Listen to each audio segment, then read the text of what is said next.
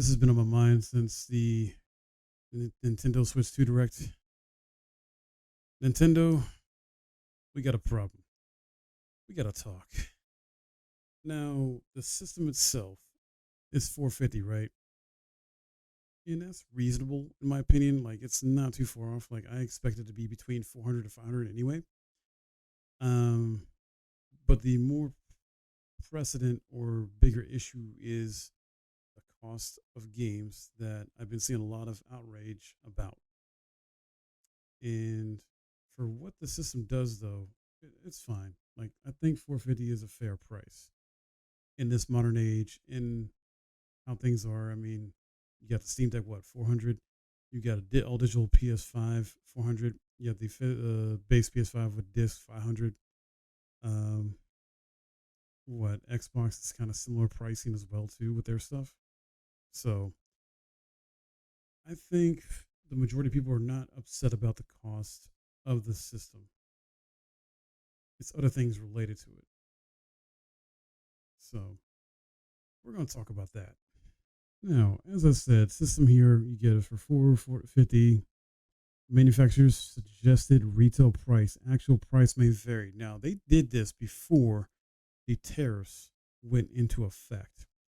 This could end up truly being a lot more because the tariffs are going to cause this to be maybe 30% more, or if not, or in terms of price. So I'm not looking forward to that. And then there's the bundle that's limited time through the fall, where you save $30 on Mario Kart, even though it's $80 digital, 90 physical. Like, what the heck are we doing here?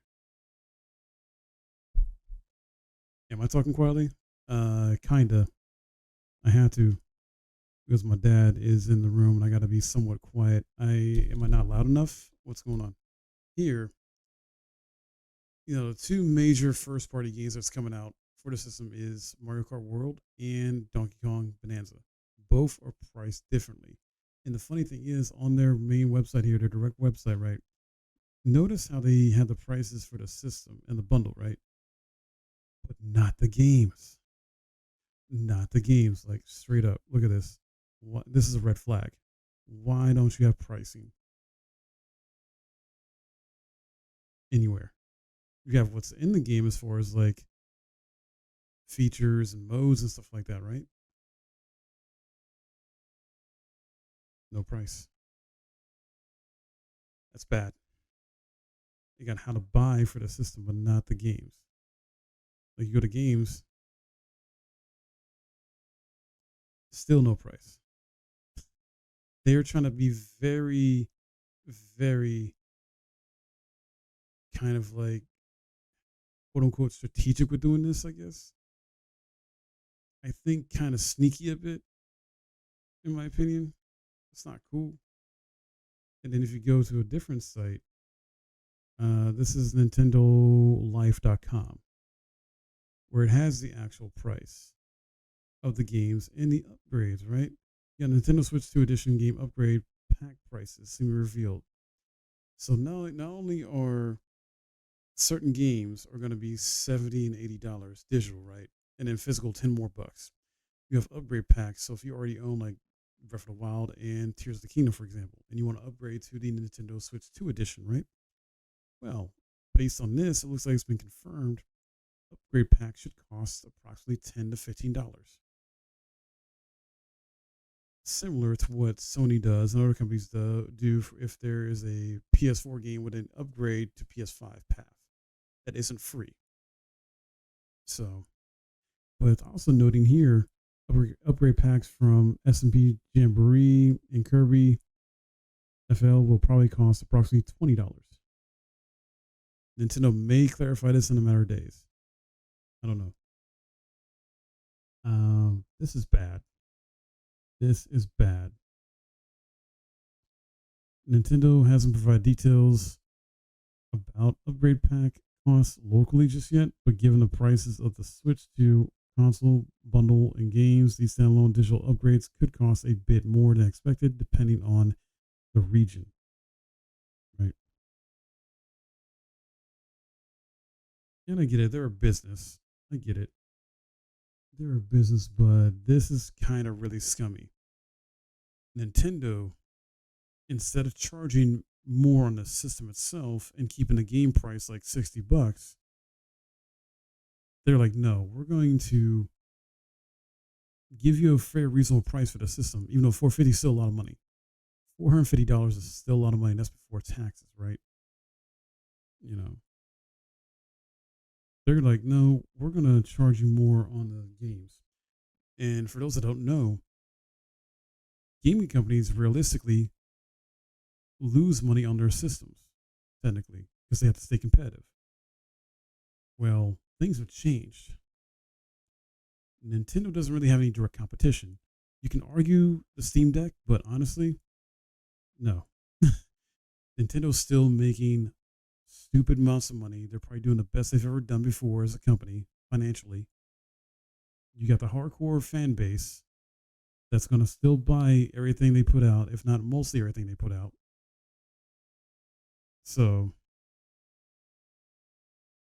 and then you think other companies aren't paying attention? They're definitely paying attention. Like Sony, Microsoft are paying attention to this and see what Nintendo's trying to do, because Nintendo's trying to like test the waters. They're trying to see what they can get away with. And Sony and Microsoft, you best believe, are going to possibly do the same thing. Now, here's the crazy thing. Back in the 90s, I guess it's going to be the best you can do see right now. So, back in the 90s, right, we had a Super Nintendo that was like $130. And then the prices are all over the place for these games, right? You have one for 40, the controller's $15. That's crazy to think about. A controller for $15 that isn't like third party made. Insane at the time. And then you got a game here for 53, 53, 40, 70, 70, 60, 60, 60, 70. Depending on what the game is, or it's like a licensed game or our established franchise or something else. Let's see. And let's look at this here. You got some of these accessories that are costing weird prices. The games themselves, though, are all over the place. Once again, 40, like $47.99, but basically 48. Then you got 43. What? So this isn't the first time Nintendo's done this weird type of pricing. And it seems like they're retreading back to these like crazy prices for their stuff. And when you don't really have much of any direct competition or a need to feel to be competitive, well, this is what happens, right? This is what happens. Sony's kind of similar situation. You know, they haven't raised their price for games just yet, but they did release the PS5 Pro last year for 700. I think it was like 700-800 USD, right? And it doesn't really offer that much in better overall like game quality, in my opinion. And there's the whole speculation, rumors of GTA 6 is going to be the first $100 game for the base game, going around, and that's probably going to happen. That's probably going to happen because look what they're doing with this stuff. This is insane.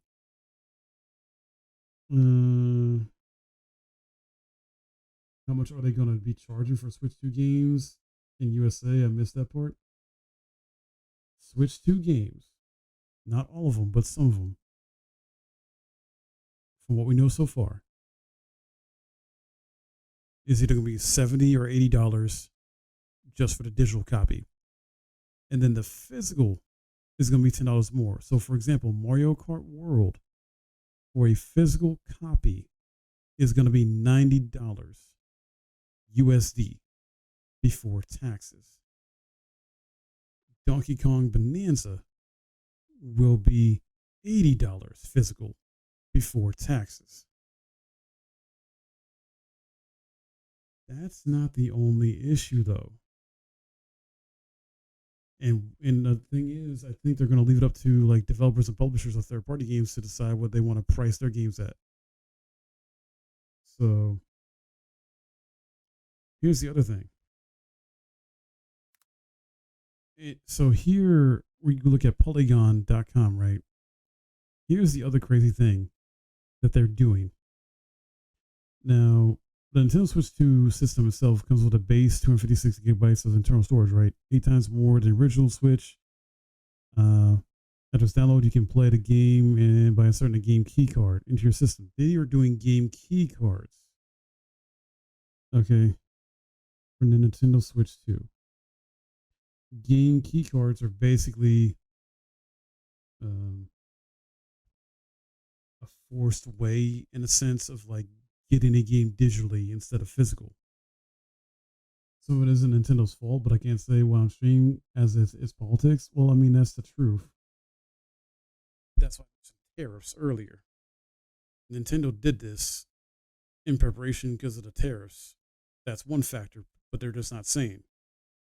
There's other factors that are going into this too that are not political, in my opinion. And that's greed, business practices of the recent years that Sony's been doing and Nintendo's been paying attention, and Microsoft and other companies been doing. And Nintendo's like following suit. The fact that, like I said, there's no direct competition for Nintendo really or Sony. Sony's direct competition is putting their games on their platform now.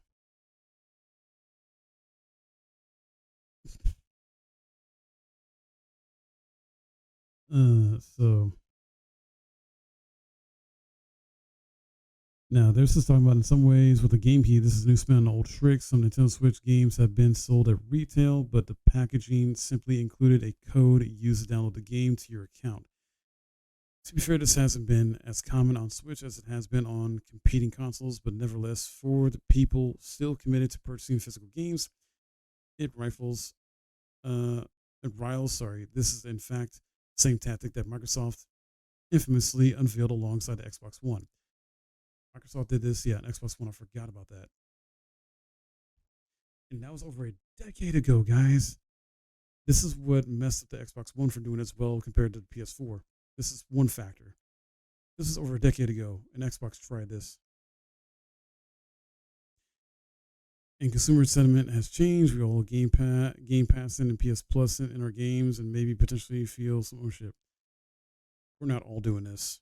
I mean, Game Pass is a better option, in my opinion, than PS Plus is crap. Nintendo confirms some Switch 2 game cards will only include a download key. So, physical cards that only contain a key to download your chosen game. That means there's no actual game data on the card you insert into your Switch 2. So you'll need to download it once the card is inserted. Every game key card case will be appropriately labeled on the lower portion of the front of the box. So if you're concerned about what exactly you're purchasing, you should have a heads up right away. I mean, they had to do that for legal reasons too. They had to be clear about what the heck they're selling. So part of the concern here is that these are little more than fancy key holders that will soon replace all standard cartridges, but there are a few reasons to believe this is actually the case for now. And it looks like games like Street Fighter 6, Amber Default Remaster, Mario Kart World, and Donkey Kong Bonanza do indeed feature that game key card disclaimer. Oh wait, sorry, Mario Kart World and Donkey Kong do not. Sorry. It's third-party games, it looks like. Game key card approach will likely be reserved for a few, especially hefty games that might benefit from the key strategy, such as something like Hogwarts Legacy or Final Fantasy VII Remake. Even then, developer CD Projekt Red has already confirmed Cyberpunk 2077 Ultimate Edition will ship with a game card that comes in a whopping 64 gigabytes on Switch 2's launch day. The other thing I can think of is their defense on this of why they're doing this is maybe to try and prevent like pirating to a certain degree or something else along those lines. And Nintendo executives are trying to say or promote like they're proud of, the new tech that they're talking about, the upgraded red game card support. Said it comes with faster data reading speeds than what it was seen in the original hybrid console from 2017. But this is insane. Like, this is still not okay. And what one of the things that trips me out too is the fact that, let me find it. Hold on. No, okay, this is probably gonna be the best thing I can do. Nintendo Switch 2's editions of Switch games like Zelda and Kirby cost $80. $80. So Nintendo's telling us, the consumer, gamers, that Zelda Breath of the Wild, a game that was a launch title for Switch 1, came out in 2017 at like $60, right? And then you can get it on sale usually, a used copy, and used copy you can get cheaper. A brand new copy you can usually get on sale like Black Friday, maybe a few other times during the year. Not a deep discount, but still. And you're telling me that the Switch 2 version, brand new copy, mind you, digital physical, is $80.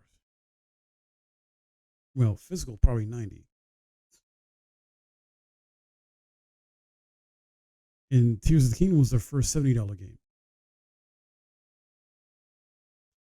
You're telling me a game that's nearly a decade old, that's getting the upgrade version, is going to be $80? Nah, Nintendo. You done fucked up. you, no, no, that's ridiculous. That is ridiculous. Like, no. So ultimately, it's going to come down to people voting with their wallets to send a message to Nintendo and other companies like, hey, we're not going to put up with this. You know, the global economy is not great. The job market is not great. Inflation and tariffs crap is just terrible, not great. Like, you know, more and more people are having to either live with family or friends now, whatever, even if they do work or not. You got so many people to keep getting laid off and fired. Like, can't afford this stuff. And you expect them to pay $80, $90 for a base version of a game? No. I get it that behind the scenes, the cost of development has gone up over the years, but at the same time, that is partially due to poor management decisions. And there needs to be better decisions from the higher ups instead of them trying to be greedy assholes. So Nintendo, as well as other companies like Sony and Microsoft, stop being greedy. Stop disrespecting your customers by doing stuff like this. I know they'll probably never see this video, or this won't maybe mean me much, but hey, if you want to send a message, guys, vote with your wallets.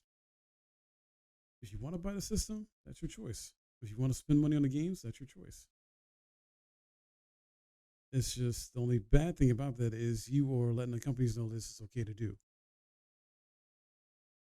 So hopefully the backlash continues over the next coming weeks, leading into the launch of the Switch 2.